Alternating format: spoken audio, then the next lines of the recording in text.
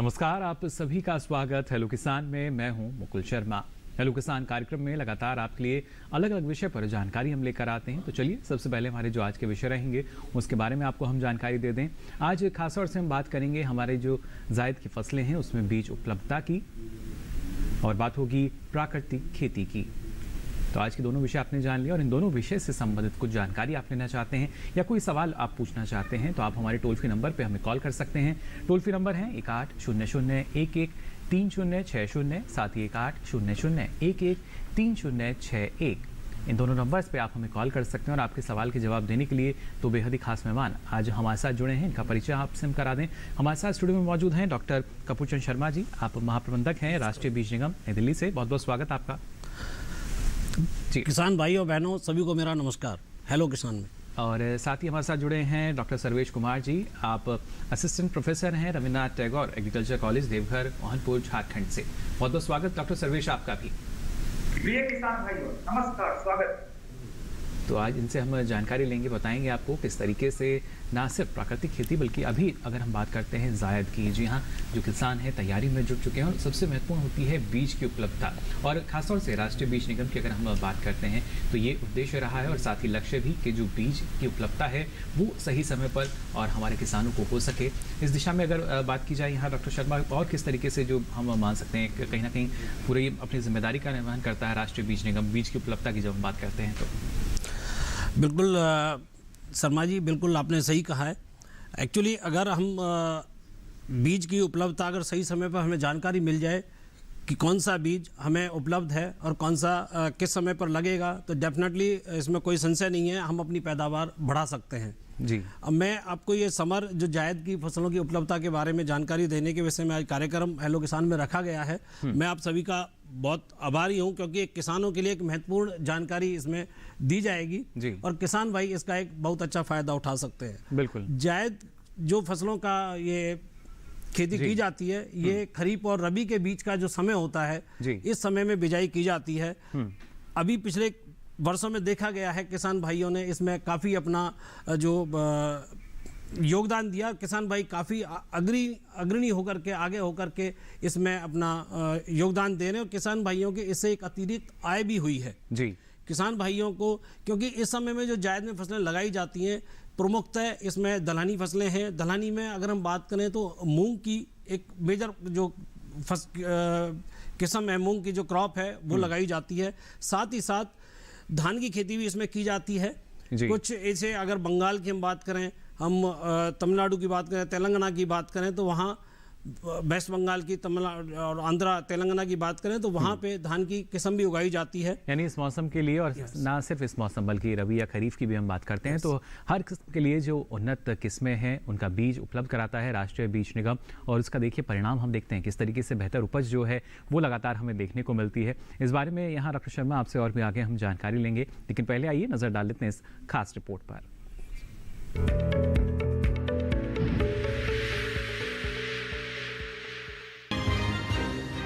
रबी और खरीफ के बीच बोई जाने वाली फसलों को जायद फसलें कहते हैं। जायद की सब्जी फसलों में प्रमुख रूप से टिंडा, तरबूज, खरबूजा, खीरा, ककड़ी, लौकी, तोरी, भिंडी और अरबी शामिल है। वहीं मूंग और उड़द जायद की प्रमुख दलहनी फसलें हैं। खेती में बीजों का काफी महत्व होता है। समय से बुआई के लिए जरूरी है कि किसानों को बीज सही समय पर उपलब्ध हो जाए। रही बात बीजों का चयन करने की तो अपने इलाके और वहाँ की परिस्थितियों के अनुसार ही बीजों का चयन करना चाहिए। अगर जायद फसलों की बुआई करना चाहते हैं तो बीजों को लेकर कुछ खास बातों का ध्यान रखें, जैसे बीज किसी प्रमाणित जगह से ही खरीदे। इस दिशा में राष्ट्रीय बीज निगम काफी सराहनीय काम कर रहा है। राष्ट्रीय बीज निगम 11 क्षेत्रीय कार्यालय और 65 प्रक्षेत्र कार्यालय के नेटवर्क के साथ देश में किसानों की जरूरतों को पूरा करने के लिए गुणवत्ता वाले बीज उपलब्ध करा रहा है। किसान बीजों का चयन करने से पहले कुछ बातों का ध्यान रखें, क्योंकि अच्छी गुणवत्ता वाले बीज मजबूत और स्वस्थ फसलों की वृद्धि के लिए जरूरी है। छोटे, सिकुड़े और टूटे बीजों में अंकुरण के लिए कम पोषण होता है। इस तरह के बीजों को हटाकर आप स्वस्थ पौध और फसल ले सकते हैं। फसल में कीटों और बीमारियों की रोकथाम के लिए भी अच्छे बीज का चयन जरूरी है। बीजों की गुणवत्ता को सुनिश्चित करने के लिए बीज प्रमाणीकरण का प्रावधान भी है। इस तरह सही जगह से उन्नत बीजों का चयन कर आप जायद फसलों की बुआई कर सकते हैं।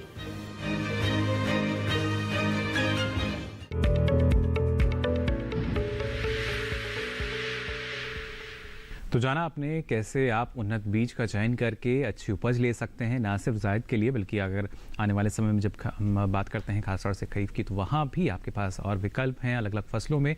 और राष्ट्रीय बीज निगम जो है वो यही एक जिम्मेदारी के लगातार किसानों के बीच जो उन्नत किस्म का बीज है वो पहुँचे, जिससे उनको और भी ज़्यादा फ़ायदा मिल सके। साथ ही यहाँ डॉक्टर सर्वेश, आपसे भी हम जानना चाहेंगे प्राकृतिक खेती की अगर बात की जाए तो आज के परिप्रेक्ष्य को देखते हुए हम कह सकते हैं कि उस लिहाज से काफी महत्वपूर्ण है प्राकृतिक खेती को अपनाना। जरूर जरूर जरूर। अभी के समय में प्राकृतिक खेती बहुत जरूरी है जी। रासायनिक अभी के समय में रासायनिक खाद की किल्लत को देखते हुए, बढ़ते हुए मरीज की संख्या को देखते हुए, और तो जो मिट्टी की जो उर्वरता को देखते हुए हम लोग रासायनिक खेती ना करके प्राकृतिक खेती से अगर हम लोग खेती करते हैं तो यह किसान के लिए मील का पत्थर साबित होगा। और हमारे सरकार का जो प्रोग्राम है, सरकार का किसान की आय को दुगुनी करना है। अगर प्राकृतिक खेती में लागत कम लगता है और हमको उपज ज्यादा होगा और इससे ज्यादा से ज्यादा हमको बेनिफिट होगा और किसान एक मालामाल होंगे, किसान भाई का गुणोत्तर विकास। जी बिल्कुल, उद्देश्य यही कि कैसे किसान की लागत कम हो सकती है, मुनाफा बढ़ सकता है, और उस स्थिति में जो प्राकृतिक खेती है एक बेहतरीन विकल्प है, जिसको अपनाने के लिए ना सिर्फ हमारे देश के जो प्रधानमंत्री हैं कई बार हमारे किसानों को संबोधित कर चुके हैं और उन्होंने लगातार इसको प्रोत्साहन भी दिया, बढ़ावा वो लगातार दे रहे हैं और हमारे किसान इसको अपना भी रहे हैं। इस बारे में और भी जानकारी आपसे हम आगे लेंगे डॉक्टर सर्वेश, लेकिन पहले आइए नजर डाल लेते हैं इस खास रिपोर्ट पर भी।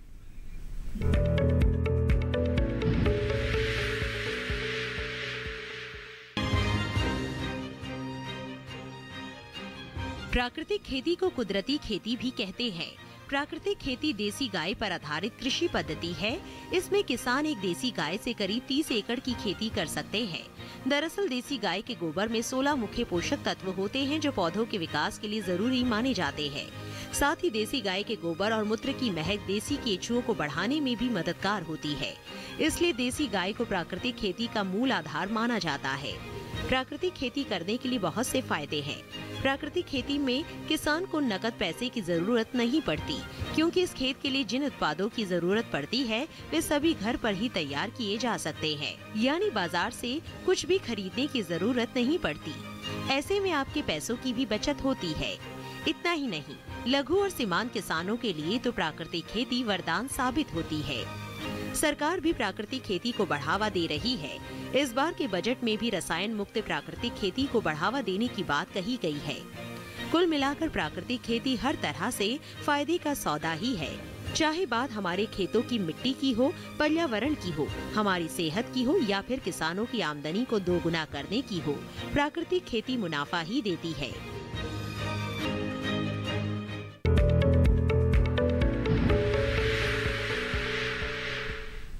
तो जाना आपने प्राकृतिक खेती के बारे में, और आपको बता दें दर्शकों का हमारे साथ जुड़ने का सिलसिला शुरू हो चुका है। यशवंत जैन जी हमारे साथ जुड़े हैं शिवपुरी मध्य प्रदेश से।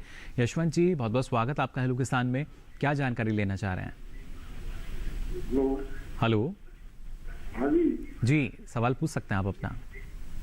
हाँ, जायद खेती के बारे में मैं जानना चाह रहा था जी कि खरीफ और रबी फसलों के बीच में हम जैसे मूंग की फसल बोना चाहते हैं और कुछ सब्जियां बोना चाहते हैं, तो उसके बारे में हमको जानकारी लेना चाहिए।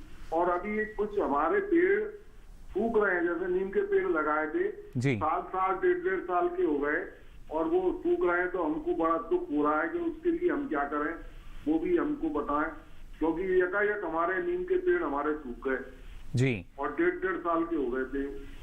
चलिए, बिल्कुल आवश्यकता यही कि कैसे एक बार फिर से उनमें अगर आपको हरी पत्तियां नजर आएंगी तो कहीं ना कहीं उम्मीद और भी हमारी बढ़ जाती है। लेकिन यहाँ जो आपका पहला सवाल था डॉक्टर शर्मा, मैं चाहूँगा इसका जवाब आप दें कि अभी जो जायद का मौसम है, किस तरह के विकल्प किसान के पास होते हैं सब्जी फसलों के रूप में?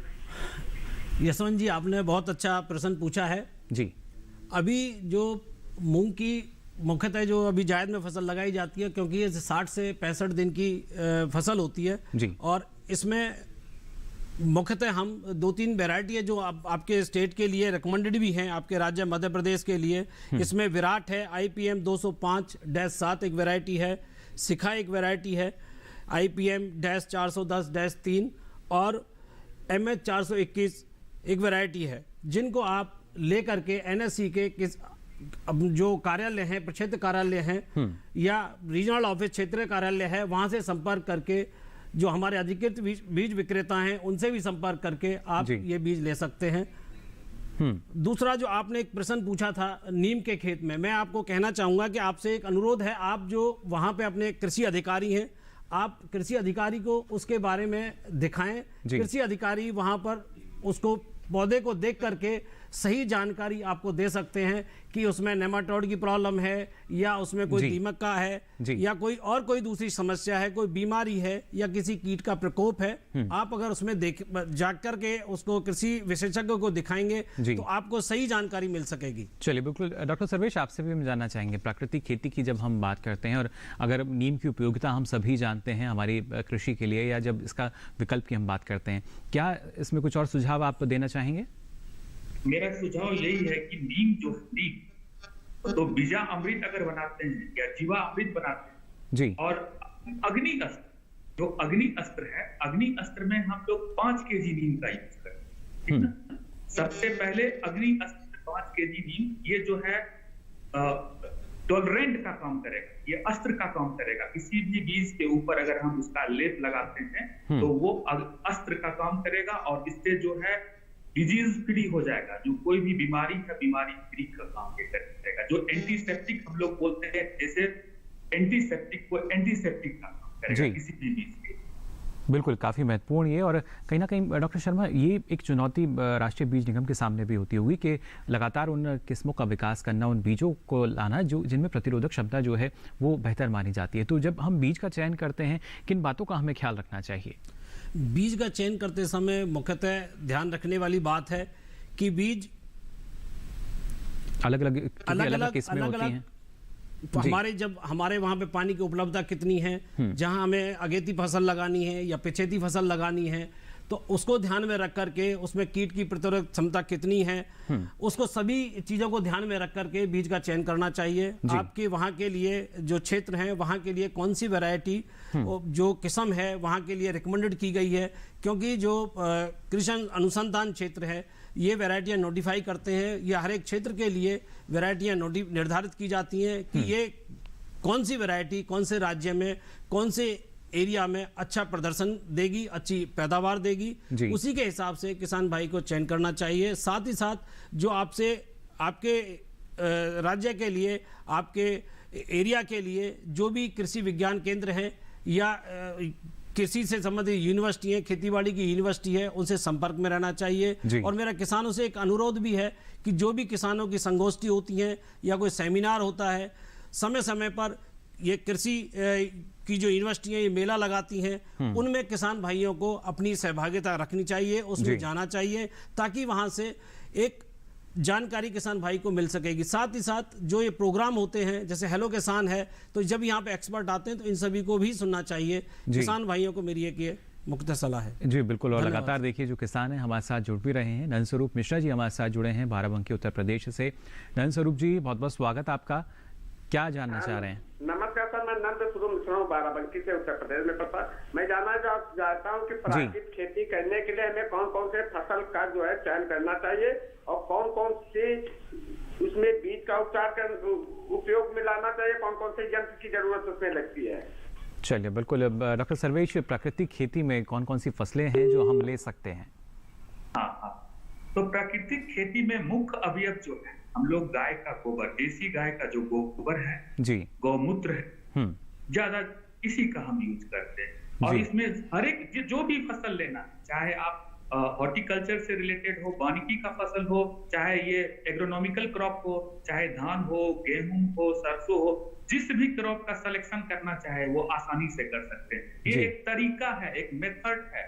मेथड हम किसी भी क्रॉप के लिए अप्लाई कर सकते हैं। ये नहीं कि इस क्रॉप नहीं कर सकते हैं, हम हर एक क्रॉप को ले सकते हैं, लेकिन अगर हॉर्टिकल्चर क्रॉप में अगर करते हैं ये ज्यादा बेनिफिशियल है।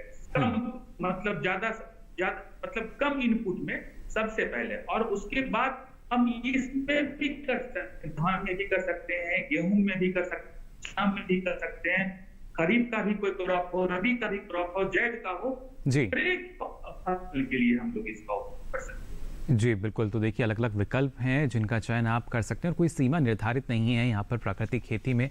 आप इसकी शुरुआत जो है एक छोटे से हिस्से से भी कर सकते हैं, लेकिन खासतौर से यहाँ डॉक्टर शर्मा जब हम कोई भी फसल लेते हैं आवश्यकता रहती है हमें अच्छे बीज की, जो बीज है उसे आधार माना जाता है, लेकिन किस तरीके से इसकी जो उपलब्धता है वो सुनिश्चित हो पाती है? क्या जो किसान हैं उनके साथ भी राष्ट्रीय बीज निगम जो है संपर्क करता है और जो अच्छा उन्नत बीज है उसके बाद वो किसानों तक पहुँचता है?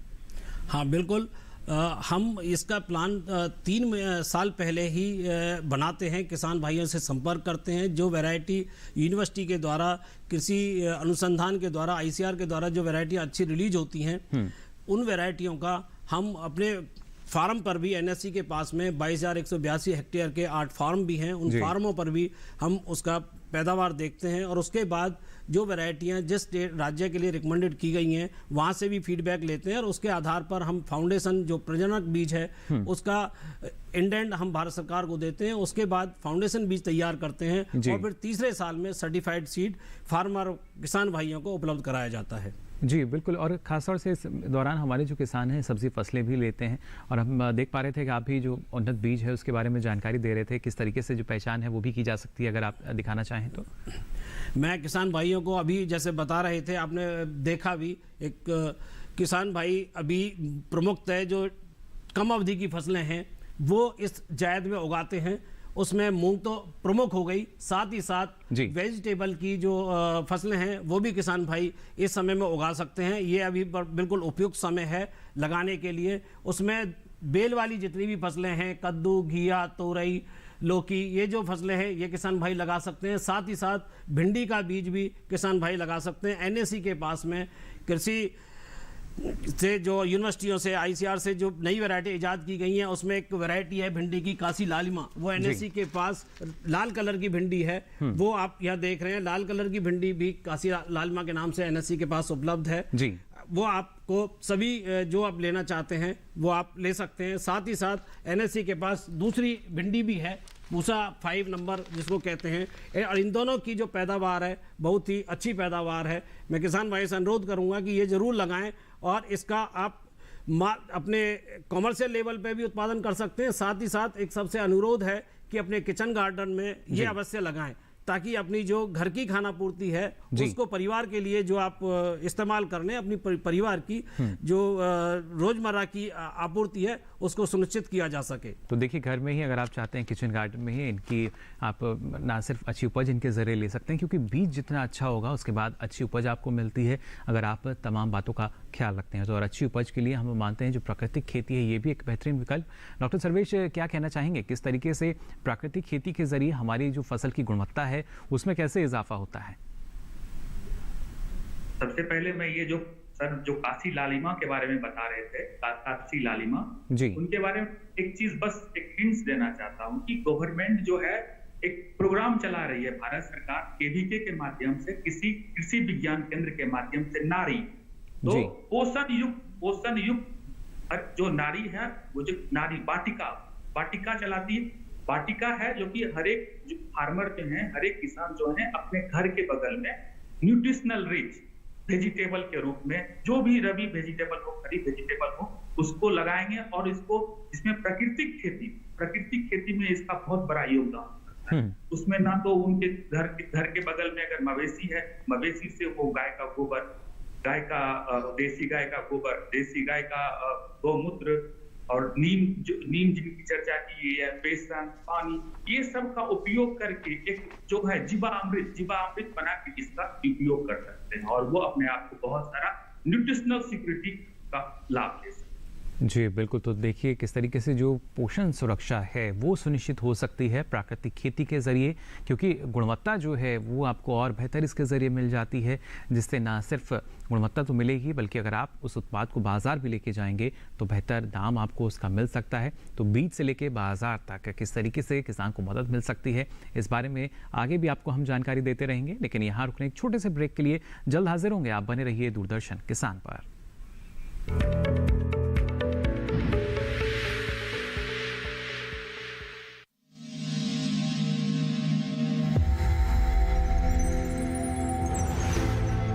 आत्मनिर्भर किसान, भारत की शान।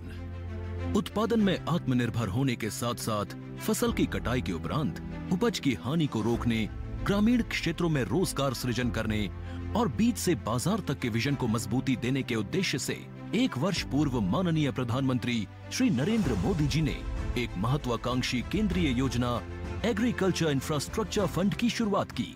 इस आधुनिक इंफ्रास्ट्रक्चर से कृषि आधारित उद्योग लगाने में एक बहुत बड़ा बदलाव आएगा और बहुत बड़ी गति आएगी। साथियों, अब हम उस स्थिति की तरफ बढ़ रहे हैं जहां गांव के कृषि उद्योगों से फूड आधारित उत्पाद शहर जाएंगे और यही तो आत्मनिर्भर भारत अभियान का संकल्प है। एग्रीकल्चर इंफ्रास्ट्रक्चर फंड से पात्र लाभार्थी गोदामों का निर्माण कर सकते हैं, छटाई या ग्रेडिंग इकाई, पैकिंग हाउस, सप्लाई चेन और कोल्ड चेन जैसी सुविधाएं या फिर प्राथमिक कृषि प्रसंस्करण केंद्र की स्थापना कर सकते हैं। इस योजना के तहत पात्र लाभार्थियों को 2 करोड़ रुपए तक के ऋण पर अधिकतम 7 वर्ष के लिए ब्याज में 3% तक की छूट दी जा रही है। ऋण पुनर्भुगतान के लिए 6 महीने से 2 वर्ष तक मोरेटोरियम की सुविधा भी उपलब्ध है। इस योजना ने अब तक सफलता की कई मिसालें कायम की हैं, जैसे कि मध्य प्रदेश के लाभार्थी श्री विपिन त्रिपाठी ने एग्रीकल्चर वेस्ट से बायोफ्यूल बनाने का इनोवेटिव प्राइमरी प्रोसेसिंग सेंटर लगाया है। लोन मिलने की वजह से हम समय पर सारी मशीनों का प्रोक्योरमेंट और सारा सिविल वर्क टाइम पे करवा पाए, जिससे ये प्रोजेक्ट को लगाना संभव हो पाया। राजस्थान के लाभार्थी श्री यशवर्धन मुंद्रा ने सॉर्टिंग एंड ग्रेडिंग यूनिट लगाकर रोजगार के अवसर पैदा किए हैं। कर्नाटक की महिला उद्यमी श्रीमती ममता वी ने प्राइमरी प्रोसेसिंग सेंटर लगाकर प्रगति की नई राह चुनी है। ಸಣ್ಣ ಪುಟ್ಟ ಉದ್ಯಮಿಗಳನ್ನ ಮತ್ತಷ್ಟು ಅಗ್ರಿಕಲ್ಚರಲ್ಲಿ ಹೆಚ್ಚು ನಾವು ಇನ್ನಷ್ಟು ಸಾಧನೆ ಮಾಡಲಿಕ್ಕೆ ಕಾರಣಕಾರಕವಾದಂತ ಈ ಅಗ್ರಿಕಲ್ಚರಲ್ ಇನ್ಫ್ರಾಸ್ಟ್ರಕ್ಚರ್ ಫಂಡ್ ಇಂದ ನಮ್ಮ ಇನ್ನಷ್ಟು ಯೋಜನೆಗಳು ಆಯೋಜನೆಗಳು ಉತ್ತಮಗೊಂಡಿದೆ। राजस्थान के लाभार्थी श्री दिनेश भट्टर ने जीरे की प्रोसेसिंग यूनिट लगाकर आसपास के ग्रामीणों को आत्मनिर्भरता प्रदान की है। महाराष्ट्र के लाभार्थी श्री अनूप कुमार मोहता ने वेयर हाउस बनाकर अन्न भंडारण को सुनिश्चित किया है। आज देश के कोने कोने से किसान, कृषि उद्यमी, किसान उत्पादक संघ, प्राथमिक कृषि सहकारी समितियां, स्वयं सहायता समूह और कृषि उपज मंडियां इस योजना का लाभ उठा रहे हैं।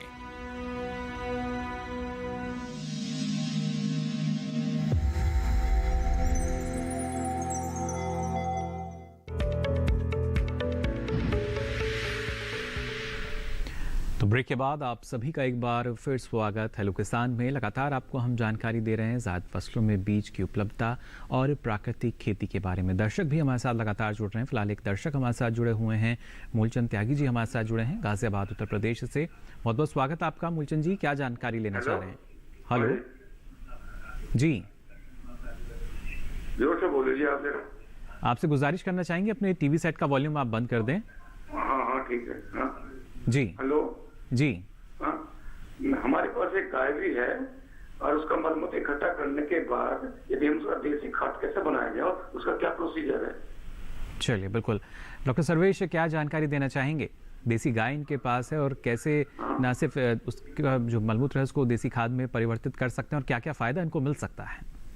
जरूर। देसी खाद बनाने के लिए सबसे पहला जीवा ठीक ना, जीवा अमृत बनाने के लिए जो देसी गाय का गोबर है 10 केजी का हम गोबर 10 केजी तौल के अप्रॉक्स, और 10 केजी जो मूत्र है गौमूत्र है 10 केजी तो लेंगे। 2 केजी गुड़ लेंगे, गुड़ जो छुआ जिसको बोलते हैं गुड़, और 2 केजी बेसन या आटा, 2 केजी बेसन या आटा लेंगे और 180 लीटर पानी, मतलब एक बड़ा सा ड्रम लेंगे जिसकी कैपेसिटी 200 लीटर हो। 200 लीटर में 180 लीटर पानी, 2 केजी बेसन, 2 केजी गुड़, 10 केजी गौमूत्र और 10 केजी गोबर। इसको क्या करेंगे, उसमें अच्छे से मिला के डालेंगे और डालने के बाद उसको हम लकड़ी के माध्यम से या डंडे के माध्यम से क्लॉकवाइज में, घड़ी के दिशा के अनुसार तो क्लॉकवाइज माध्यम में उसको स्टीयरिंग करेंगे, उसको घुमाएंगे। घुमाने के बाद वो तैयार हो जाएगा 1 मिनट में, और उसको इसका उपयोग 200 लीटर पर एकड़ में, जैसे 200 लीटर का मेरा तैयार हो गया वो प्रोडक्ट, तो 200 लीटर पर एकड़ बीज का होगी। जी डॉक्टर सर्वेश, लेकिन जैसा आपने बताया कैसे इसका निर्माण किया जाएगा, उसके कितनी अवधि के बाद इसका जो इस्तेमाल है वो किसान कर सकते हैं? उसकी 1 मंथ के अंदर। जी, तो चलिए बिल्कुल देखिए किस तरह ये आपका जीवामृत हो गया जी, और ये आपका जीवामृत हो गया। और घन जीवामृत है। घन जीवामृत जो है वो सूखा हुआ रूप है। इसमें क्या करते हैं, 200 केजी गोबर लेते हैं और 20 लीटर जीवामृत जो पीछे से बना हुआ है, जो जीवामृत बनवाए हैं, वो 20 लीटर जीवामृत लिए और 200 केजी गोबर लिए। उसको मिलाने के बाद उसको धूप में हम सुखाते हैं और धूप में सुखाने के बाद डंडे के माध्यम से उसको पीटते हैं।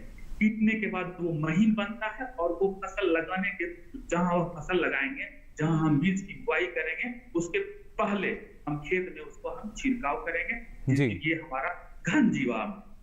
जी बिल्कुल, तो देखिए किस तरीके से इसको तैयार किया जा सकता है। बीजामृत जो कि बीज के लिए स्पेशली यूज करते हैं। कि बीज के लिए हम कैसे करेंगे? बीज तो उसके लिए अमाउंट कम होना चाहिए।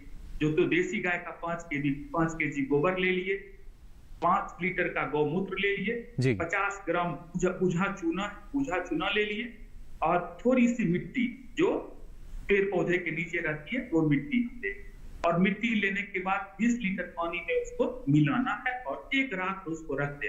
1 रात तक उसको हम छोड़ देंगे। और 100 केजी बीज अगर हमको बीज लगाना है, जिस रात में हम उसको छोड़े, 1 दिन छोड़ने के बाद जिस अगले दिन अगर हमको बीज लगाना है तो बीज को उसको हम संस्कृत करेंगे, उसको मिलाएंगे अच्छे और अगले दिन उसको। चलिए, पूरी प्रक्रिया आपने यहाँ डॉक्टर सर्वेश बताई। यहाँ साथ ही डॉक्टर शर्मा आपसे भी हम जानना चाहेंगे, अमूमन आपने बताया कि किस तरीके से बेहतर बीज का चयन किया जाता है, लेकिन जो किसान है किस तरह की गलतियाँ करते हैं? क्योंकि जब बाजार में बीज लेने के लिए पहुँचते हैं, सही जानकारी उनको नहीं होती, वहाँ पर किस तरीके से आवश्यकता है कि सुधार किया जाए उन गलतियों में? बिल्कुल सर, किसान भाई बीज लेते समय एक तो जो सही दुकान है, सही दुकान से बीज नहीं खरीदते हैं। दूसरा, किसान बीज खरीदते समय बिल नहीं लेते हैं। किसान भाइयों से मेरा अनुरोध है कि जब बीज लें वो एक अच्छी विश्वसनीय स्रोत दुकान से ही लें।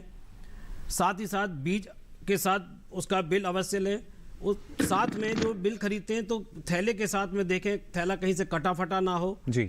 थैले के ऊपर जो टैग लगा हुआ है उस पर अंकुरण की क्षमता, उसकी date of test, lot number आदि सही प्रिंटेड है या नहीं है, वो सारी जानकारी किसान भाइयों को देखनी चाहिए। साथ ही साथ बीज का चयन करते समय किसान भाइयों को ये भी सुनिश्चित करना चाहिए कि जो बीज परचेज करने जा रहे हैं, खरीदने जा रहे हैं, वो अगेती किस्म है या पिछेती किस्म है। अगर पिछेती किस्म को हम ले लेंगे और अगेते में लगा देंगे तो हमारी पैदावार पर उसका नुकसान पड़ेगा, हमें साथ ही साथ जो पैसे की भी हमारी हानि होगी। यानी सही मौसम में सही किस्म का चयन आपको करना चाहिए।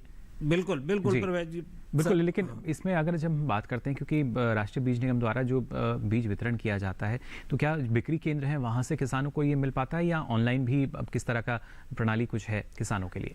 किसानों के लिए अभी हम ऑनलाइन प्रणाली का प्रक्रिया जारी कर रहे हैं, शुरू कर रहे हैं। लेकिन अभी हम पूरे भारतवर्ष में हमारे 3000 अधिकृत बीज विक्रेता हैं, डीलर बंधु हैं। डीलर बंधुओं के द्वारा हम बीज फार्मरों को, किसान भाइयों को उपलब्ध करा रहे हैं। साथ ही साथ हमारे अपने भी 48 बिक्री केंद्र हैं।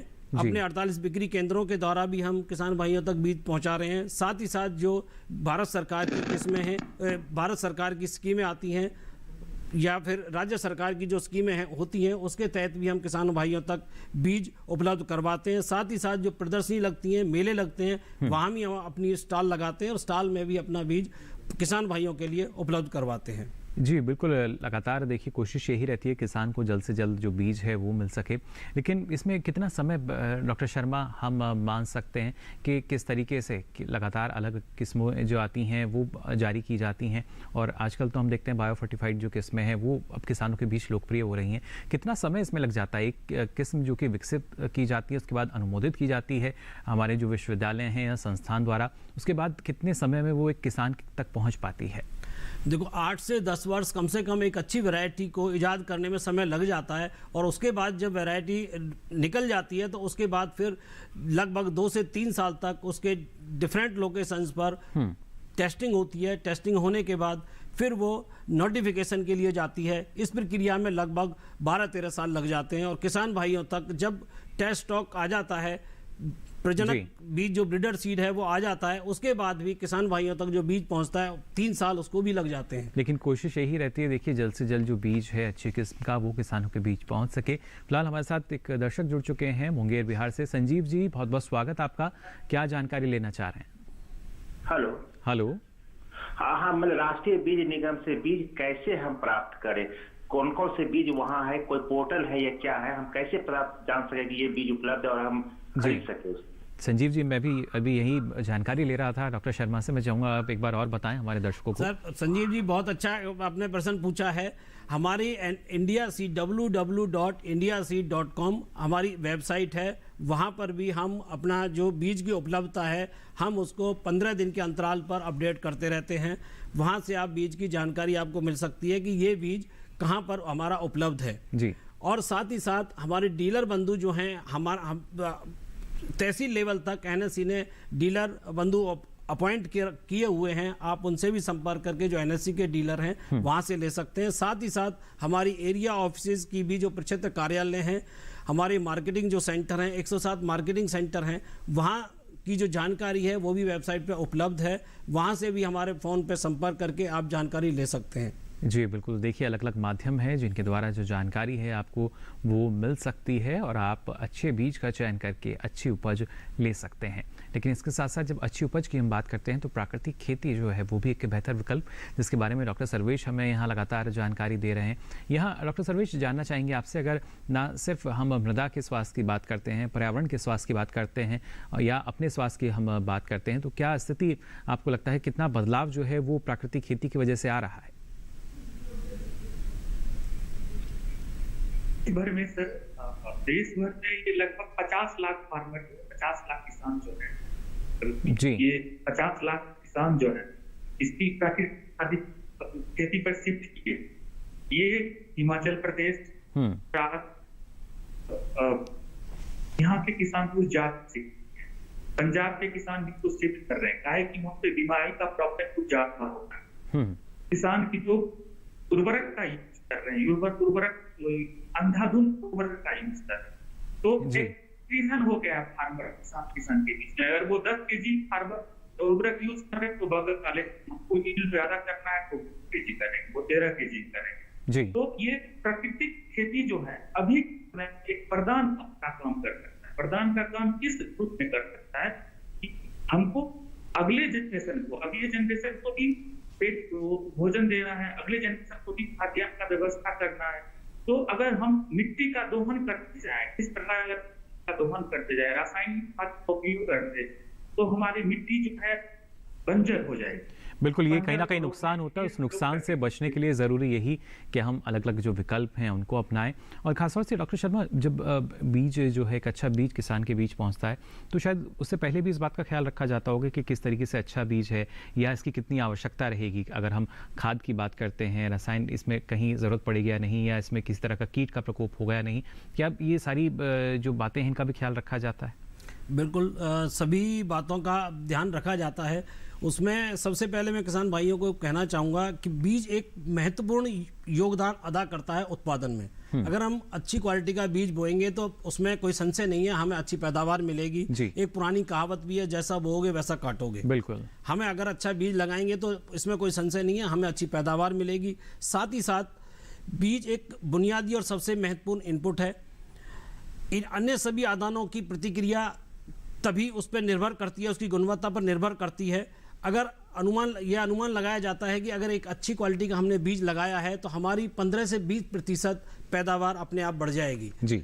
अगर हम कुशल प्रबंधन हम साथ साथ करते हैं, साथ में जो अन्य इनपुट हैं जैसे खाद है और दूसरी सस्य क्रियाएं जो हम करते हैं वो अगर समय से करते हैं तो 45 से 50% तक पैदावार बढ़ाई जा सकती है जी। साथ ही साथ जो बीज आता है उसमें देखा जाता है कि इसमें रोग की प्रतिरोधक क्षमता कितनी है, इसमें कीट का प्रकोप होगा या नहीं होगा। वो सब जानकारी मैं किसान भाइयों से अनुरोध करूंगा कि लगाने से पहले कृषि विशेषज्ञ से अपने एरिया में कौन से कीट का प्रकोप ज़्यादा रहता है, उसके लिए कौन सी वैरायटी सूटेबल रहेगी, कौन सी वैरायटी अच्छी रहेगी जिसको लगाएं, ताकि कीट प्रबंधन में भी उसका जो खर्चा होता है उसको काफी हद तक बचाव किया जा सके। और जैसे प्रवेश जी बता रहे हैं, अब जो जैविक खेती है या प्राकृतिक खेती है, इस पर विशेष योगदान दिया जा रहा है। और साथ ही किचन गार्डनिंग में तो मेरा सबसे प्रार्थना है किसान भाइयों से कि उसमें केमिकल का बिल्कुल प्रयोग ना करें, और जो प्राकृतिक खेती है, जैविक खेती है, उस पर अपना ध्यान केंद्रित करें, और ताकि जो अलग अलग जो हमें जो जहर हमें खाने को मिलता है, हम उससे काफी हद तक अपने शरीर को बचा सकते हैं। जो हम अपने जो डॉक्टरों को जो पैसा देते हैं, बीमारियां जो हमें लगती हैं, उससे हम काफी हद तक बच सकते हैं। और जिस तरीके से सरकार की भी कोशिश यही है कि रसायन मुक्त खेती को जितना बढ़ावा दिया जाए उतना बेहतर। बिल्कुल सही बात है जी। तो देखिए किस तरीके से कोशिशें की जा रही हैं कि रसायन मुक्त खेती को हम बढ़ावा दे सकें, क्योंकि लगातार हम देख पा रहे हैं किस तरीके से ना सिर्फ जो मृदा का स्वास्थ्य है वो पूरी तरीके से खराब हो रहा है, अगर मनुष्य के स्वास्थ्य की हम बात करें, सीधा असर कहीं ना कहीं मनुष्य के स्वास्थ्य पर भी पड़ता है। इसलिए आवश्यकता यही कि कोशिश की जाए, और ना सिर्फ राष्ट्रीय बीज निगम जो कि इस कोशिश में रहता है कि अच्छी गुणवत्ता का जो बीज है वो किसानों के बीज तक पहुंचे, जिससे अच्छी उपज मिल पाए, और उसके बाद प्राकृतिक खेती जैसे विकल्प हमारे पास हैं जिसका फायदा हमारे किसानों को मिल रहा है। लेकिन अगर अच्छी उपज की हम बात करते हैं डॉक्टर शर्मा यहाँ पर, तो एक बीज जो कि एक आधार है, हम मान सकते हैं कहीं ना कहीं सबसे ज़्यादा योगदान जो है एक अच्छी किस्म का, एक अच्छे बीज का हम मान सकते हैं, जो लगातार हम देखते हैं कि रिकॉर्ड पैदावार के जो अनुमान इस बार भी हम जता रहे हैं। तो बिल्कुल सही बात है। इसमें साथ साथ अच्छे बीज के साथ साथ जलवायु का भी एक महत्वपूर्ण योगदान रहता है, और उसमें जो किस्मों का जो चयन है, किस्म जो हमारे किसान भाई जो किस्म का चयन करते हैं अपनी जलवायु के अनुकूल, अपनी वहाँ की प्राकृतिक जो जलवायु है उसके अनुकूल जो चयन करते हैं, उसका एक महत्वपूर्ण योगदान रहता है। किसान भाइयों को मैं यहाँ कहना चाहूँगा, अपनी जो ज़मीन की जो उर्वरकता है उसको बढ़ाने के लिए साथ ही साथ अपना जो जैसे ढैंचा है या दूसरी खाद जो है उसको ग्रीन खाद के रूप में कर सकते हैं। और यहाँ जो मूंग है, अभी जो मूंग की जो खेती करेंगे जायद में, उससे जो उसके पत्ते झड़ेंगे, उससे नाइट्रोजन की फिक्सेशन होगी और जमीन की उर्वरकता भी बढ़ेगी। किसान भाई को अलग अतिरिक्त आय होगी, साथ के साथ उसकी जो जमीन है उसकी जमीन की उर्वरकता क्षमता भी बढ़ेगी। जी बिल्कुल। देखिए दलहनी फसलें जो हम सभी जानते हैं, क्योंकि इनकी जड़ों में राइजोबियम पाया जाता है, जो कि कहीं ना कहीं आपकी जो अगली फसल होगी उसमें भी आपको मदद मिल जाती है। जो नाइट्रोजन की मात्रा है वो आपको कम देनी पड़ेगी, जिससे आपकी जो लागत है वो कम हो सकती है। और अगर लागत को कम करने की बात है तो ये एक प्रमुख बात कि आप जो बीज आप ले रहे हैं, जिस बीज का चयन कर रहे हैं, वो प्रमाणित जगह से लें और अच्छी किस्म का बीज वो हो, जिससे लागत भी कम हो पाए आपकी। हाँ बिल्कुल, अच्छी अगर प्रमाणित बीज होगा तो इसमें कोई संशय नहीं है, जो किसान भाई है वो अच्छी पैदावार ले सकते हैं। जो प्रमाणित बीज है वो एक प्रक्रिया के तहत बीज पैदा किया जाता है, उसमें एनएससी के जो अधिकारी हैं 2 से 3 बार खेत का निरीक्षण करते हैं, और साथ ही साथ जो सर्टिफिकेशन एजेंसी के जो प्रमाणीकरण संस्था है वो भी राज्य सरकार की संस्था होती है, उसके भी अधिकारी 2 बार फील्ड पे खेत पे निरीक्षण करने के लिए जाते हैं, और निरीक्षण के उपरांत ही वो बीज तैयार होता है। और उसमें सारी जो प्रक्रियाएं हैं समय समय पर वो चेक की जाती हैं, उसका जर्मिनेशन सारी प्रक्रिया चेक की जाती हैं, और उसके बाद ही वो मार्केट में बीज आता है। इसलिए किसान भाई से अनुरोध है कि वो जो सर्टिफाइड बीज है, प्रमाणित बीज है, वही उपयोग करें। वो प्रमाणित जो बीज है, हमारी कोशिश रहती है कि आपके एरिया में वही बीज दिया जाए जो किसान भाइयों के लिए, उस एरिया के लिए सूटेबल है, जो वहाँ की जलवायु को वैरायटी सूट करती है, हम वही वैरायटी उपलब्ध कराते हैं ताकि किसान भाई अच्छी पैदावार ले सकें। जी बिल्कुल। देखिए हमारे देश की अगर बात की जाए तो यहाँ पर अलग अलग जलवायु के हिसाब से देखिए करीब अगर इसको बांटा गया है सब डिवीज़न में करीब 36 तरह के तरीके से, और उसी हिसाब से अलग अलग फसलें हमारे देश में हैं। इसलिए ज़रूरी यही कि आपके क्षेत्र विशेष की जो फसल है उसका आप चयन करें, और उसमें भी जो अच्छी किस्म है क्षेत्र विशेष की, जैसा कि डॉक्टर शर्मा ने हमें बताया कि ना सिर्फ जो कृषि विज्ञान केंद्र हैं बल्कि आपके निकटतम जो कृषि विश्वविद्यालय हैं आपके ज़िले में, वहाँ से भी आप इस बात की जानकारी ले सकते हैं कि कोई भी फसल अगर आप जिसका चयन कर रहे हैं उसकी अच्छी किस्म कौन सी होगी आपके क्षेत्र के लिए, और उसकी उपलब्धता जो कि सुनिश्चित की जाती है राष्ट्रीय बीज निगम द्वारा अलग अलग केंद्रों के जरिए। और अब तो कोशिश है कि आपको ऑनलाइन पोर्टल के जरिए जो सुविधा है जल्द से जल्द राष्ट्रीय बीज निगम द्वारा मिल सके, जिससे आपकी जो उपज है वो अच्छी हो सके और आप अच्छा मुनाफा ले सकें। आगे भी आपको इस बारे में हम जानकारी यहाँ देंगे, लेकिन वक्त हो चला एक और छोटे से ब्रेक का। जल्द हाजिर होंगे, आप बने रहिए दूरदर्शन किसान पर।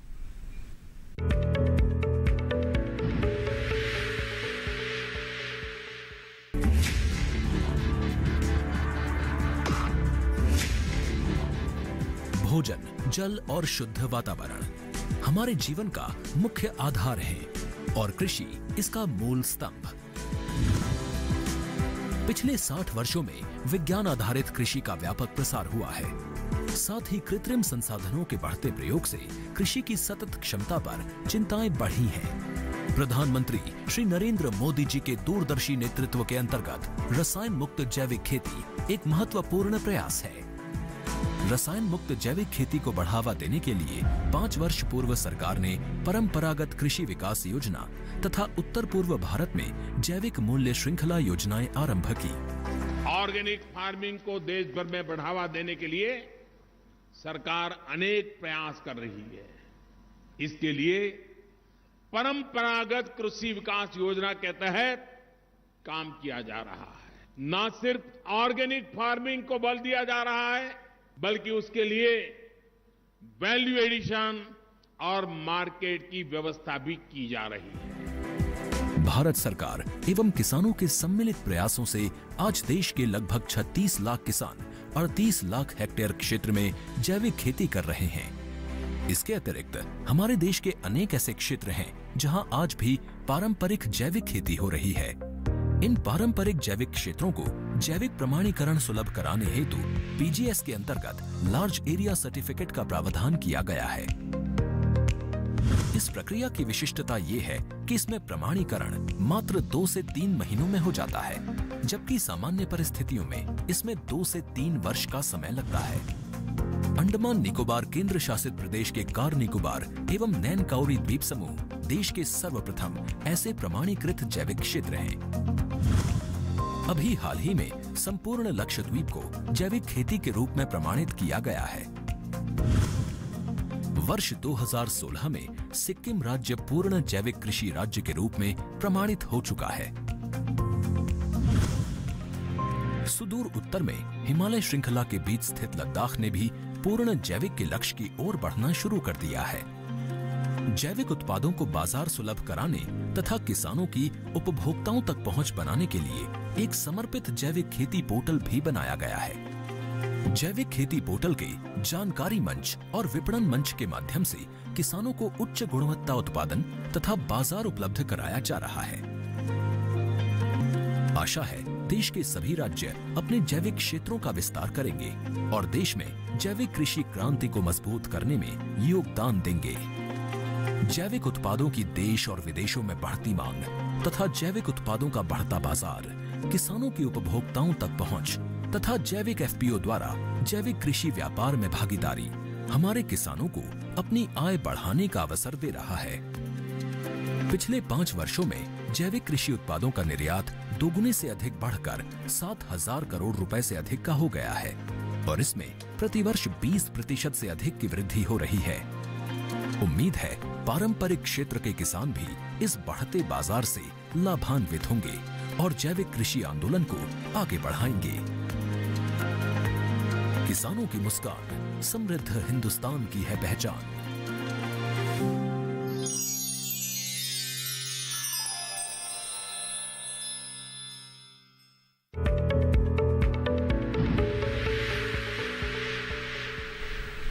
तो ब्रेक के बाद आप सभी का एक बार फिर स्वागत हेलो किसान में। लगातार आपको हम जानकारी दे रहे हैं जायद फसलों के लिए बीज की उपलब्धता और प्राकृतिक खेती की। ये तो अभी आपने जान लिया कि कैसे ना सिर्फ जो बीज की उपलब्धता है वो सुनिश्चित की जाती है राष्ट्रीय बीज निगम द्वारा, लेकिन जब बात करते हैं हम प्राकृतिक खेती की, इसके तहत किस तरीके से आप खेती की शुरुआत कर सकते हैं, क्योंकि किसान के मन में अलग अलग तरह की धारणाएँ आने लगती हैं। लेकिन बीज के चयन की अगर बात की जाए तो डॉक्टर शर्मा, जो बीज है वो तो हम मान सकते हैं कि यही रहेगा और इसके जरिए अगर किसान चाहें तो प्राकृतिक खेती भी कर सकते हैं। हाँ शर्मा जी, बिल्कुल। जो ये बीज है ये प्राकृतिक खेती के लिए भी उपलब्ध है। प्राकृतिक खेती अगर हम करते हैं तो इसमें कोई संशय नहीं है, फार्मर जो किसान भाई अच्छी पैदावार इसमें ले सकते हैं। साथ ही साथ जो डॉक्टर साहब ने, सर्वेश जी ने आपको जानकारी दी, बताया कि आप अगर कीट प्रबंधन होता है तो उसमें जो कीट के अगर प्रकोप होता है तो आप जो जैविक अमृत है या जो दूसरी जो जीवामृत और बनाया हुआ है, उससे आप स्प्रे करके उसके आप छिड़काव करके आप फसल को अब कीट पतंगों से सुरक्षित रख सकते हैं। और जो गोबर की खाद है या दूसरी अन्य खाद डाल करके ये जो फसलें हैं, ये जो वैरायटी किस्में हैं, इनसे अच्छी पैदावार ले सकते हैं। और साथ ही साथ आप अगर मार्केट में बाजार में जा करके इसको जैविक कह के अगर जैविक बता करके सही में आप देंगे तो आपको इसमें कोई संशय नहीं है, बहुत अच्छा मार्केट में रेट भी मिलेगा। जी, जैविक हो या प्राकृतिक हो, जैसे भी हमारे किसान जिस पद्धति से खेती कर रहे हैं तो देखिए उसका लाभ आपको मिल सकता है। और खासतौर से डॉक्टर शर्मा ये अपने आप में काफ़ी महत्वपूर्ण, क्योंकि जब हम बात करते हैं बीज से बाजार की, तो अगर आपने अच्छी किस्म का चयन किया है, अच्छा बीज आपके पास है, तो जाहिर तौर पर अच्छा बाजार आपको मिल सकता है। बिल्कुल बिल्कुल अच्छा बाजार मिलेगा। इसमें अच्छे बाजार में सबसे जो योगदान है प्राकृतिक खेती का, सबसे बड़ा आज की समय में जो योगदान है, हर एक कोई जो उपभोक्ता है वो चाहता है कि उसको दवाइयों से मुक्त, खाद से मुक्त जो उत्पाद मिले, वो इसमें कोई संशय नहीं है। आज के समय में जो उपभोक्ता है वो अच्छा प्राइस देने के लिए तैयार बैठा है जी, हालांकि उसको एक सही सोर्स से सही जानकारी उसको मिले और सही एक बीज जो उत्पादन है वो मिले। बिल्कुल प्रमाणित स्रोत इसका होना चाहिए। डॉक्टर सर्वेश, आप भी इस बात से सहमत होंगे कि अगर बतौर उपभोक्ता हम कोई उत्पाद खरीद रहे हैं और वो प्राकृतिक खेती से निकला हुआ उत्पाद है, तो कहीं ना कहीं वो प्रमाणित किया जाए और उसका जब अच्छा बाजार जो है हमारे जो उत्पादक हैं, जो किसान हैं, उनको मिल सकता है। निश्चित रूप से किसान बहुत लाभान्वित जी। अगर किसान ने प्रोड्यूस को, जो भी उनका प्रोड्यूस हो रहा है, डायरेक्ट टू ऐसा चैनल बना हुआ है इनाम के माध्यम से, जैसे किसान रेल चल रहा है। किसान अगर कोई प्रोडक्ट जो है ऑर्गेनिकली है, ऑर्गेनिक है या प्राकृतिक खेती से वो उपज किया गया है, तो अगर आप बाजार में भी अगर जाते हैं, अगर आप कोई बड़े बड़े मार्केट में, शॉपिंग मॉल में भी जा रहे हैं, तो अगर वो एक ऑर्गेनिक है, उसका प्राइस 3 गुना के आसपास जरूर मिलता है। अगर गेहूं की प्राइस 15 रुपए केजी से 20 रुपए केजी के आसपास है, वही अगर ऑर्गेनिकली प्रोड्यूस है तो उसकी प्राइस 60 रुपीज के आसपास आ जाती है। कोई भी फल है, जो भी हॉर्टिकल्चर क्रॉप्स है, तो अगर इस चीज से किया गया है, तो नेचुरल फार्मिंग से किया गया, तो उसका प्राइस जरूर ज्यादा मिल रहा है। हिमाचल के फार्मर जो कि बहुत आपके ये ऑडियो वीडियो के माध्यम से हम लोग देखते हैं कि वहाँ के सेब का जो प्राइस है, अगर प्राकृतिक फार्मर से अगर फार्मर प्रोड्यूस कर रहे हैं तो उनकी जरूर उनको उनके आय में वृद्धि होती है। और इसका डिमांड है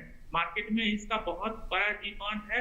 हर एक आदमी अपने शरीर के ऊपर, अपने स्वास्थ्य के ऊपर कॉन्शियस रहते हैं और अच्छा खाना चाहते हैं। और बिल्कुल कोविड के बाद से तो ये स्थिति अब ज्यादा नजर आती है कि जो गुणवत्ता युक्त भोजन है या उत्पाद है उसका ही सेवन किया जाए। फिलहाल हमारे साथ एक और दर्शक जुड़ चुके हैं महाराष्ट्र से। बहुत बहुत स्वागत आपका हेलो किसान में। क्या जानकारी लेना चाह रहे हैं?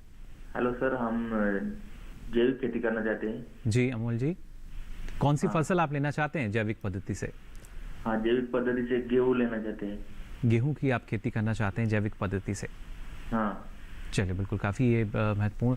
और सबसे पहले क्योंकि कोई भी नई फसल की बात की जाती है तो उसमें जो बीज है उसका अहम योगदान रहता है। डॉक्टर कपूर, क्या आपको लगता है जब हम जैविक खेती की तरफ बढ़ते हैं, हमारे जो किसान हैं, तो उसके लिए भी जो बीज है उसकी उपलब्धता रहती है राष्ट्रीय बीज निगम पे? हाँ बिल्कुल, जो जैविक खेती के लिए जो बीज है, यही बीज जैविक खेती के लिए भी, प्राकृतिक खेती के लिए भी यही इस्तेमाल होता है। बशर्ते इसको जैविक लाने के लिए एक प्रक्रिया है, 2 से 3 साल का समय लगता है, क्योंकि जो इसमें रसायन और दूसरे जो अंश रहते हैं उन अंश को निकालने के लिए पूरा एक प्रक्रिया है, 2 से 3 वर्ष लगते हैं। और उस 3 वर्ष लगने के बाद जो बीज तैयार होता है, प्राकृतिक जो बीज आता है, जैविक जो सीड आता है, वो अगर हम लगाएंगे और अपनी मृदा को, जो सॉइल है वहाँ उसको भी उसकी जांच कराएं और उसमें भी हम ये इंश्योर करें, ये सुनिश्चित करें कि उसमें भी खाद का और दूसरी जो केमिकल्स हैं उनका वहाँ पे उपयोग नगण्य हो, ताकि जो रसायन है सही तरह से उसका वहाँ पर हम कह सकते हैं कि उसकी वहाँ पर मौजूदगी नहीं होनी चाहिए। इसमें डॉक्टर सर्वेश, आप भी कुछ जोड़ना चाहेंगे? कैसे शुरुआत करें अगर कोई किसान गेहूं की खेती करना चाहते हैं जैविक पद्धति से? गेहूं की खेती अगर जैविक पद्धति से करना चाहते हैं तो उनके पास जो अवेलेबल रिसोर्स है, चाहे गोबर हो, गौमूत्र हो, जो भी लोकली प्रोड्यूस सीड के पास, लोकली जो कि ट्रेडिशनल सीड्स हो, ट्रेडिशनल जो वो उपयोग कर रहे हैं उसका उपयोग कर, ये प्राकृतिक तरीके से उसमें, जैसे बीजा अमृत मैंने आपको बताया, बीजा अमृत, तो बीजा अमृत के द्वारा उस बीज को उपचार करके, बीज को उपचार करके और उसको उगा सकते हैं। और ये 1 ईयर में नहीं, 1 ईयर में ऐसा नहीं है, धीरे धीरे हो, धीरे धीरे जी, धीरे धीरे, यानी जो खेत में अगर रसायन है तो उसका असर देखिए कम हो जाता है और तब आप पूर्ण रूप से जैविक खेती कर सकते हैं। फिलहाल हमारे साथ एक और दर्शक जुड़े हैं, प्रमोद जी हमारे साथ जुड़े हैं उत्तर प्रदेश से। बहुत बहुत स्वागत आपका प्रमोद जी, क्या जानकारी लेना चाह रहे हैं? प्रमोद सिंह जी हमारे साथ जुड़े हैं हरदोई उत्तर प्रदेश से।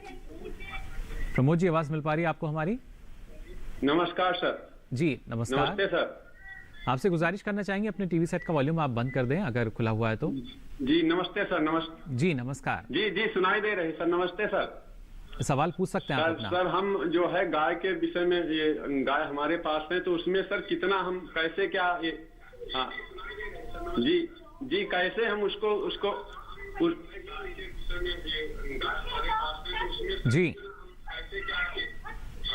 जी जी उसको कैसे मूत्र या गोबर यूज करें जो जैसे है उसमें डालने के लिए, ये जीवामृत या इस चीजों में कैसे कितना क्या करें सर? चलिए बिल्कुल, यहाँ डॉक्टर सर्वेश मैं चाहूँगा आप एक बार और हमारे दर्शकों को जानकारी दें, अगर वो देसी गाय पालन करते हैं तो कैसे उसका इस्तेमाल ना सिर्फ प्राकृतिक खेती में बल्कि अगर वो सामान्य तौर पर भी खेती कर रहे हैं तो वहाँ पर इस्तेमाल कर सकते हैं उनके गोबर का। जी डॉक्टर सर्वेश। हाँ, तो मैंने सबसे पहले इस प्रोग्राम के शुरू में मैं जीवा अमृत पर कि जीवा अमृत को हम लोग कैसे बना सकते हैं। तो जीवा अमृत बनाने के लिए सबसे पहले हम 10 केजी गोबर लेते हैं, 10 केजी देसी गाय का गोबर लेंगे और 10 केजी जो है गोमूत्र लेंगे देसी गाय का, 2 केजी का गुड़ लेंगे, छुआ जिसको बोलते हैं गुड़ या छुआ, और 2 केजी बेसन लेंगे या आटा लेंगे, 2 केजी बेसन या आटा लेंगे, ठीक ना। और उसमें मुट्ठी भर जो मिट्टी है, मुट्ठी भर मिट्टी, पेड़ पौधे के नीचे जो भी मिट्टी रहती है उस मिट्टी को लेंगे और 200 लीटर का एक ड्रम लेंगे, 200 लीटर का ड्रम लेंगे जिसकी कैपेसिटी एटलीस्ट 200 लीटर हो जी। और इसमें हम 180 लीटर का पानी उसमें डालें और 180 लीटर पानी डालने के बाद उसको हम लकड़ी से या डंडे से जो है उसको हम हिलाएंगे क्लॉकवाइज डायरेक्शन में, और हिलाने के बाद उसके ऊपर हम जूट का बोरा रख देंगे, जूट का बोरा रख देंगे और जूट का बोरा रखने के बाद वो तैयार माना जाएगा। और ये मेरा जितना भी प्रोडक्ट है 200 लीटर का हो जाएगा और ये 200 लीटर ये 1 एकड़ के लिए मोर देन सकती है। बिल्कुल, तो देखिए किस तरीके से आप इसकी शुरुआत कर सकते हैं और 1 एकड़ क्षेत्र के लिए करीब 200 लीटर जैसा कि डॉक्टर सर्वेश ने बताया वो पर्याप्त होता है। और अभी डॉक्टर सर्वेश ने यहाँ जूट का जिक्र किया तो यहाँ मैं चाहूँगा डॉक्टर शर्मा, क्या जो जूट की उपलब्धता है वो भी NSC द्वारा कुछ की जाती है? हाँ, NSC के पास में जूट का सीड उपलब्ध है। अभी जूट की जो बिजाई होनी है वो मार्च से और 15 अप्रैल तक रहेगी। ये जूट का जो मुख्यतः जो राज्य हैं जहाँ पे जूट की खेती होती है, वेस्ट बंगाल, आसाम और कुछ बिहार का जो एरिया है उसमें जूट की खेती होती है। NSC का जूट कॉरपोरेशन ऑफ इंडिया के साथ में भी MOU है और हम उनके साथ मिलकर के किसान भाइयों को वहाँ पर जूट की उपलब्धता करा रहे हैं और हमारे पास सफिशिएंट बीज उपलब्ध है। किसान भाइयों से अनुरोध है, हमारे एरिया जो क्षेत्र कार्यालय हैं, रीजनल ऑफिस है, वहाँ पे उनसे संपर्क कर जूट की जो अच्छी किस्में हैं उनका बीज वहाँ से ले सकते हैं। तो देखिए ना सिर्फ दलहनी या सब्जी फसलों की बात करें, जूट का जो बीज है वो भी आपको उपलब्ध कराता है राष्ट्रीय बीज निगम। और यहाँ खासतौर से डॉक्टर सर्वेश जानना चाहेंगे, जो किसान हमारे प्राकृतिक खेती की तरफ अग्रसर हो रहे हैं उन्हें किन बातों का ख्याल रखना चाहिए या किस तरह की सावधानी अपनाएं जब आप प्राकृतिक खेती की तरफ आगे बढ़ रहे हैं? तो हेलो, प्राकृतिक खेती में सबसे बड़ी प्राकृतिक खेती में सबसे बड़ी सावधानी अब यही अपनाना है कि हमको बाहर का प्रोडक्ट कुछ भी नहीं देना। जो भी हमारे फार्म में प्रोड्यूस हो रहा है, चाहे गाय के द्वारा जो गाय का गोबर हो रहा है, गौमूत्र हो रहा है, देसी नस्ल का चाहिए, देसी नस्ल का होना चाहिए। देसी नस्ल का इसलिए होना चाहिए क्योंकि इनके गोबर में बहुत बड़ी शक्ति है। 1 ग्राम गोबर में लगभग 300 करोड़ जीवाणु होते हैं और ये जीवाणु जो है ये अगर हम खेत में डालते हैं तो इसमें रासायनिक परिवर्तन होता है और जो भी केचुआ है वो धरती के नीचे अगर रासायनिक खाद का यूज करते हैं तो वो केचुआ धरती के अंदर चले जाते हैं 3 फीट 4 फीट अंदर। और अगर हम ये गोबर खाद का यूज कर रहे हैं, जीवामृत का यूज कर रहे हैं, बीजामृत का यूज कर रहे हैं, वो फिर से ऊपर में आते हैं और ये रासायनिक परिवर्तन करते हैं। ऊपर में आके मिट्टी को बहुत भुरभुरा बनाते हैं, उस पर एक लेप जैसा तैयार होता है और इसमें बहुत सारे जीवाणु जो हैं इसका बहुत ग्रोथ होता है। और ये पेड़ जो भी है हम क्रॉप लगा रहे हैं, जो भी हम फसल लगा रहे हैं, यह फसल के लिए बहुत अच्छा काम करता है। उनको न्यूट्रिशन, हर एक न्यूट्रिशन, नाइट्रोजन हो, फास्फोरस हो, पोटेशियम हो, चाहे माइक्रो न्यूट्रिएंट हो, अवेलेबिलिटी करना होता है। इस प्रकार की सावधानी हमको अपनाना चाहिए। बाहर से हमको कोई भी प्रोडक्ट नहीं लेना है। चलिए, बिल्कुल इस बात का ख्याल रखना होगा हमारे किसानों को, किस तरह की सावधानी अपनाएं। बहुत बहुत शुक्रिया आपका डॉक्टर सर्वेश कुमार जी, इतनी महत्वपूर्ण जानकारी आपने दी हमें प्राकृतिक खेती पर। और साथ ही यहाँ पर डॉक्टर कपूर चंद शर्मा जी, आपने भी बताया कि कैसे बीज की जो उपलब्धता है वो सुनिश्चित करता है राष्ट्रीय बीज निगम। इसके लिए आपका भी बहुत बहुत आभार। धन्यवाद। जाना आप सभी ने कैसे ना सिर्फ जायद के लिए जो बीज की उपलब्धता है वो आपको हो सकती है, और प्राकृतिक खेती एक बेहतरीन विकल्प जिसके जरिए आपकी जो लागत है वो कम होगी और अपना फ़ायदा जो मुनाफा है उसको बढ़ा सकेंगे। अब चलिए आपको हमारा जो अगला विषय रहेगा वो भी हम बता देते हैं। हमारे अगले विषय होंगे गर्मियों में सब्जियों की खेती। सोमवार को आप इन विषय पर जानकारी लेंगे, बसंतकालीन मूंग और उड़द की बुआई। तो जानकारी ली आपने, और साथ ही अगर और भी कोई आपका सवाल या सुझाव है तो आप हमें ईमेल कर सकते हैं। हमारी मेल आईडी है hellokisan2015@gmail.com। फेसबुक के जरिए भी आप हमसे जुड़ सकते हैं। इसके लिए आपको फेसबुक पर जाकर हिंदी में टाइप करना होगा हेलो किसान, और यहाँ भी आप अपना सवाल या सुझाव लिखकर छोड़ सकते हैं। अब बारी एक और महत्वपूर्ण विकल्प की। जी हाँ, आप डीडी किसान कॉल सेंटर का नंबर नोट कर सकते हैं। नंबर है 1800113060। सोमवार से शनिवार सुबह 6 से रात के 10 बजे तक ये लाइन्स खुली हैं। इस पर भी आप अपना सवाल दर्ज करा सकते हैं। साथ ही आपको बता दें, अब ये सारी जानकारी आप देख सकते हैं डीडी किसान के यूट्यूब चैनल पर भी। इसके लिए आपकी टीवी स्क्रीन पर जो QR कोड दिखाया जा रहा है, इसे आप स्कैन करें। इसके बाद आप पहुंचेंगे यूट्यूब चैनल पर, जहां ये सारी जानकारी हेलो किसान के साथ अब आप कभी भी कहीं भी ले सकेंगे। तो फिलहाल आज के लिए हेलो किसान में बस इतना ही। फिर हाजिर होंगे नई जानकारियों के साथ। तब तक के लिए दीजिए इजाजत। नमस्कार।